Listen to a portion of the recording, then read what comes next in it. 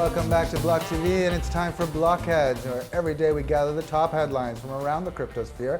And today, a treat, Whitney Deal is back in the house. Whitney, what do you got for us? Thanks, Ron. Business Times reports Bitcoin surges above $11,000 thanks to Facebook's currency plans. Cryptoslate brings us more news about Wright with Wright faces contempt hearing in Kleiman case, refuses to show Bitcoin holdings. AP News details Florida City pays $600,000 ransom to save computer records. While The Guardian digs a bit deeper into Libra with Facebook's Libra cryptocurrency poses risks to global banking. According to BeinCrypto, Malta PM, all rent contracts will now be registered on the blockchain. And finally, Coindesk lets us know TechCrunch founder sells $1.6 million house on crypto real estate. All right, great collection of stories. Let's start with the price section. Our Bitcoin surged to near a 16-month high above $11,000 on Monday, overshadowing stock, foreign exchange, and commodity markets, breathing new life into the sector. It reached $11,280 at one point after powering through $10,000 for the first time since March of last year, most likely propelled by a huge boost from Facebook's unveiling of Libra.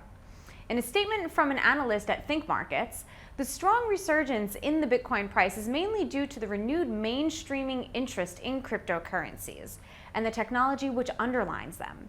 Projects like Libra have provided much-needed tailwind for this space. Libra seems to have brought a breath of fresh air into the space, legitimizing an industry which had come under scrutiny after Bitcoin fell 80% from its peak. And while it has risen about 20% this month alone, it is still well off record levels seen at the end of 2017. Right, so we're not quite back at all-time highs, but massive increase over the last few days, and right now sitting pretty just above $11,000 per one Bitcoin. What times we live in. Getting there. What's up? What next? And never far from the Sphere's headlines is Wright. While the man himself is litigation happy, it seems as if the tables are turning, and he is facing up to 6 months in prison for failing to disclose his Bitcoin holdings in an order from a Florida court. Embroiled in a lawsuit with Ira Kleiman, brother of the late David Kleiman, who he claims helped him develop Bitcoin, the U.S. court issued an order in May for Wright to disclose the list of the public Bitcoin addresses he has held as of December 31st, 2013. However, it seems as if he failed to disclose his holdings in non-compliance with court orders and will be forced to appear before a judge and explain why he shouldn't be held in contempt of the court. In a thin defense, Wright claims that disclosing his holdings would be impossible, as they were allegedly placed in a blind trust, which he himself couldn't access. While he claimed that all of the trustees were unreachable, the court's June 14th order indicated that it did not believe Wright's claims and he is set to appear on June 28th. If Wright is found to be in contempt of court, it could strongly tilt the verdict in favor of Kleiman. Just show us the addresses, Craig. Now the judge is asking for them too, and it looks like he's going to have to either show them or admit that he never had them, in which case he could be Satoshi and case closed. But yeah, it's a nail biter there. I wonder what kind of jail he would go to. Would he go to like one of those fancy ones? He'll go into a real jail as opposed to the fake Satoshi. Next up, we got a story from AP. Talk about mainstream media. Yeah, so hackers took over a Palm Beach suburbs computer system, making it the latest in thousands of attacks worldwide aimed at extorting money from governments and businesses. The Florida city agreed to pay $600,000 in ransom to the hackers, believing they had no choice in order to retrieve records which the hackers encrypted. The council already voted to spend almost $1 million on new computers and hardware after hackers captured the system 3 weeks ago. The hackers apparently got access to the city's system when an employee clicked on an email link that allowed them to upload malware. Obviously, their IT department did not send out enough memos warning against clicking suspicious links. And along with the encrypted records, the city had numerous problems, including a disabled email system, employees and vendors being paid by check rather than direct deposit, and 911 dispatchers being unable to enter calls into the computer. However, thankfully, the city says there was no delay in response time for emergencies. Florida is only the latest victim in a spate of attacks in recent years. Just last month, Baltimore refused to pay hackers $76,000 after they were attacked, and the U.S. government indicted 2 Iranians last year for allegedly unleashing more than 200 ransomware attacks against cities Atlanta and Newark. The FBI had no comment Wednesday on the Riviera Beach attack, but said 1,493 ransomware attacks were reported last year, with victims paying $3.6 million to hackers, about $2,400 per attack. Some of those were against individuals. All right, and that's like fascinating story. So $600,000 in Bitcoin. Now we're waiting to see whether these hackers are good on their word and actually release the data back and give what's it called? Florida Riviera Beach. Sorry. Yep. Access back to their computer system. Fascinating story, that one. And we have another Facebook Libra story. They're saying that Libra poses risks to the international banking system that should trigger a speedy response from global policymakers, according to Bank for International Settlements, or the BIS.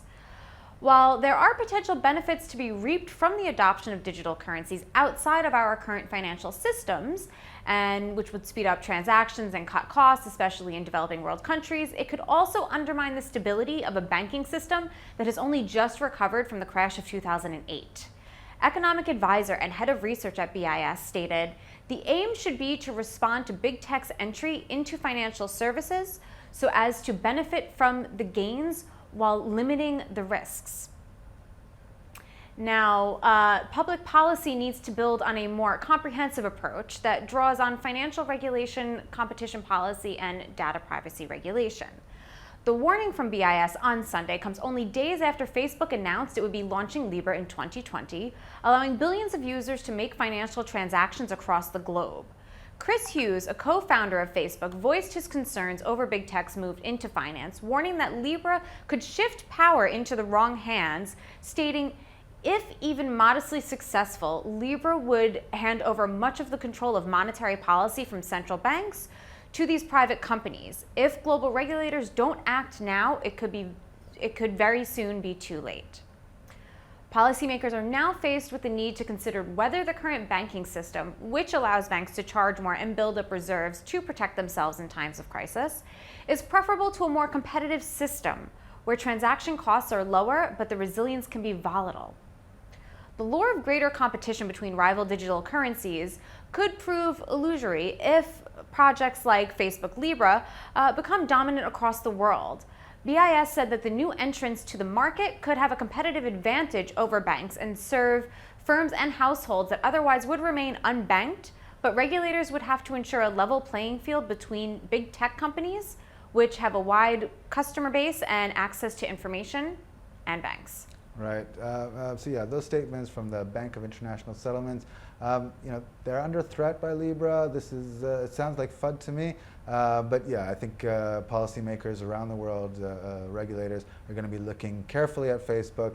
And there's some back and forth between the banking system and the regulators. We know all about that. We'll see where it goes. And we have a story coming out of Malta next. Newly reformed laws on rentals will require all rent contracts in the tiny Mediterranean nation to be recorded on a blockchain system to ensure security and transparency. Prime Minister Joseph Muscat says that the newly approved laws on rentals will be announced in the coming days, stating every rent contract in Malta will be registered. The system we will be using to register the contracts is blockchain, distributed ledger technology. As the only country in the world to pass specific laws detailing a crypto sector regulatory framework, Malta has become a haven of sorts for those in the sphere. Muscat believes the best way to demonstrate to people the added value of this technology is to apply it to their everyday lives, which is why rental contracts have been chosen as an appropriate starting point for the mass implementation of blockchain. With rental contracts to be recorded on a blockchain system, the entire country could see the rest of its contracts and data move towards a similar model in the coming years. Yeah, no, that's again another sign of forward thinking from Malta. like he said, using blockchain technology day to day, you're supposed to be at a stage where you're not even supposed to notice it, and this is the way to do it. So hats off to Malta. What else you got? Proppy, a blockchain-based real estate platform, announced the sale of a $1.6 million San Francisco property owned by the venture capital fund Crunch Fund, following news of their highest cost transaction to date, a $2.4 million duplex in San Francisco. This was all completed entirely on the platform. The real estate platform empowers buyers, sellers, their agents, and escrow agents to close traditional real estate deals entirely online. The purchase offer, payment, and deeds are uploaded to a blockchain. Founder of TechCrunch released a statement saying, "The traditional real estate sale process is arduous and broken. Buyers, sellers, and their professional support struggle with overly complex interactions. It's an opaque, dated, and unnecessarily lengthy process full of risks such as wire fraud." Proppy completed its first deal in 2017 with its first transaction in Vermont 1 year ago. Worldwide, they have assisted in some form in over 60 real estate transactions, including the auction of a 17th century Italian mansion and UNESCO site. The median price of a house on the platform is around $1.5 million, and about 20 realtors have closed deals on the platform. All right, another great sign of mainstream adoption, or at least the inkling of it. We're talking about rent in Malta, and now real estate purchases. It's faster, it's better, it's more secure. It makes a lot of sense. Whitney, thank you very much for gathering those headlines. Those of you at home, don't go anywhere. We're going to be right back with another segment.